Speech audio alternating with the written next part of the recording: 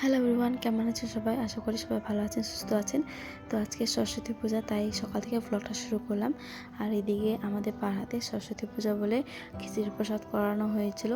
বেবিকে ফ্রেশ করে দিলাম, যেহেতু ওর আজকে প্রথম সরস্বতী পূজা, তাই বেবিকে ফ্রেশ করাই দিয়ে একদম রেডিমেডি করে দিয়েছি। আর আজকে ওর হাতে খাতা কলম তুলে দেব। তো আমরা তো কোথাও ঘুরতে যাইনি, যেহেতু বেবির শরীরটা অতটা ভালো নেই, এখন সুস্থ হয়ে আসতেছে। কয়েকদিন থেকে তো পুরো জ্বর সর্দি, তখন জ্বর সর্দি কমছে, হালকা সর্দি রয়েছে, তার জন্য কোথাও যায়নি। আর এমনিতেও আজকে হাওয়া চলতেছিল, তার জন্য কোথাও যেতে ইচ্ছে করলো না। তো বাড়িতে থেকে আমি ঠাকুরকে প্রণাম করে নিয়েছি, বেবিকে প্রণাম করে নিয়েছি। তো এই তো আমার বেবি খাতা কলম নিয়ে বসে পড়েছে। এখন ও প্রথমবার ওর খাতা কলমে কিছু লিখবে, তাই ওটা আপনাদেরকেও শেয়ার করব।